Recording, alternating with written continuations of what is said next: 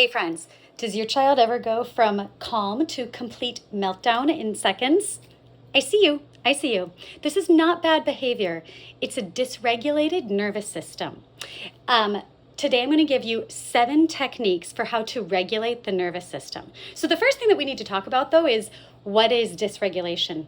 And dysregulation is the body's sympathetic nervous system going into overdrive. It's when the front part of the brain, which we kind of think about the brain like this, it like flips its lid and we just can't have a logical thought. So what are the causes for dysregulation? Well, the first reason that somebody might become dysregulated, and you might have experienced it yourself if you're, a human, is being tired. When we're tired, we can't think clearly. When we're tired, we're more likely to be cranky. When we're tired, we're more likely to lose it. And we've definitely done that with our kids. That's for another video. I see you, parents, all right? So our child might become dysregulated because they are tired. The other reason, because they are hungry. And if your kiddo is anything like mine, hungry turns into hangry real fast. You might have even been on the receiving end of, a pinch or something worse. Been there, done that. I see you. I know. I am with you on this, my friend. But the other reason is that they might be feeling nervous or they might have sensory overload. That their senses are they're overstimulated or even understimulated, that they're becoming bored and restless. And the body, especially for like my kiddo with ADHD, like being bored can feel like he needs to crawl out of his skin. Or when things are too loud and you're like, whoa, this is too much. Like, love IKEA, but you know what? Those lights, those fluorescent lights, too much for my brain and body. Okay, so our 7 techniques. The first 3 that I'm going to give you are for when we have our hangry child. Now, you might not know that they're hungry, but it's a real good, easy one to go to because that's the quickest one that we can fix fast, right? Maybe your kid doesn't nap, so being tired, like, woof, they wake up early or they go to bed late. That's where you just say like, okay, give me the strength because it's gonna be a rough one today. But regulation tip number 1 for when your child is hungry, angry, dysregulated, hangry, a chomp. Oh my gosh, these are so good. Number 1, we're getting a quick boost of protein that's going to help them keep going for the rest of the day. I know you wish though you would just like relax and like take a nap, relax, rest, sure, that works, relax and take a nap. But they got to keep going, right? So I always have a chomp in my purse. Now, your kid might have some sensory things and say like, yeah, this is too spicy. Well, you know what? There's the original beef stick and there's the turkey one. I'm a vegetarian, so like I don't even eat these, but oh my goodness, like the specific like chomps, it says all stick without the ick. So they're made well, like it's all organic or grass-fed and finished beef and all like the healthy things. And you can get them everywhere. Well, you can get them pretty much all your grocery stores. My favorite places, Trader Joe's. They're right there. Just grab them at Trader Joe's.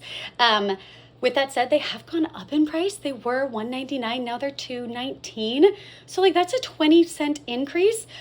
And if you're buying 5 of these, like that starts adding up. The Chomp website, they actually have like a subscribe and save. So definitely check that out. I will link all of this in my comments below. So please check them out if you want to. Or you can also get them on Amazon where they've got some good deals, and good old Costco. Costco's great. Okay, so again, we've got this protein hit. The other thing that's happening when we've got dysregulation, go back to science class, energy cannot be created. It can only be transformed. So if we're thinking about like, oh, I've got energy and I have to get it out of my body, they can either like, if you've got a destructive one, they can pick up throw a chair. They can throw the pillows all over the place. They might, they can destroy your house, or they can destroy the meat by ripping and chewing and chomping. And so it gives this nice sensory input to the system while addressing the hunger with a nice protein boost. So chomp is my number 1 go-to. Number 2, we're still on that hangry. Dried fruit, dried mango. I'm like on a Trader Joe's kick because we love Trader Joe's. But this particular dried mango is the just dried mango slices, so it doesn't have any added sugar.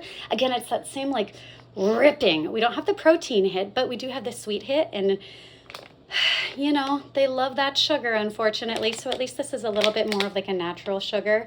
And it's really, really great for getting quick calories in, and that same sensory input. So, oh, actually all four, the first four are gonna be about our hangry kid. Okay, number 1, chomp. Number 2, dried mango, dried fruit. Number 3, this goes with the dried fruit, but it is specifically sour foods. This is also Trader Joe's, and they just came out with it, I think this past like summer. And this is the sour apple watermelon.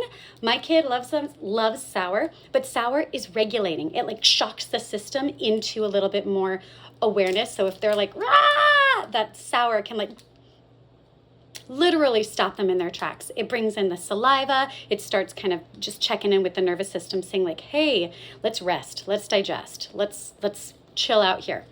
So again, we're getting that ripping sensation that feels really good with the chew. Talk to your OT about this. Like, I am a speech language pathologist and a parent of a kid with neurodivergence, but the OTs, they will talk all about it. Okay, so number 4, this one actually, go for a smoothie, but suck it through a straw. And I grabbed this cup.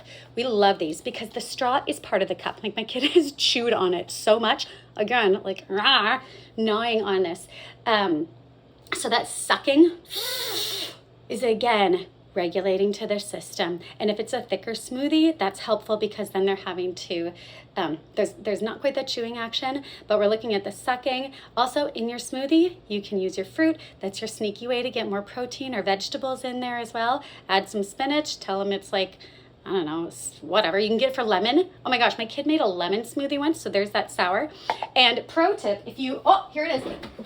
If you have a Blendtec blender, this, I like them because they fit underneath my counter, and we have kind of short counters like the Vitamix, too tall for my counter, but have a good blender because like a chunky smoothie, ain't nobody wants a chunky smoothie. Okay, so what if your kid isn't hangry? What if it's not food and they're just dysregulated because their nervous system has been going through so much, or they've been keeping it together at school and now they're about to lose it? Well, the first thing that I suggest then is heavy work. And so this can be anything. If you're like, wow, they're starting to lose it, tell them like, hey, can you go bring me that chair? And they actually like have a job to do. They'll go pick up a chair and bring it to you. Chair is heavy. You can also, if they're willing to, vacuum. This is some nice heavy work, especially if you're on a carpet. So grab the vacuum, heavy work. If you've got a beanbag, it can be as simple as just like, hey, pick it up and bring it to me. Or like, go push on the wall. Anything that's gonna engage their body, get some stability here, and regulate that nervous system is gonna be huge. Along with that one, if we're trying to address the body's nervous system and sensory input, you can actually have them like use a weighted blanket or have them pick up all the blankets or all the pillows. Again, it's not quite the same as heavy, but it does become pretty heavy if you've picked up, 7 blankets and pillows at the same time.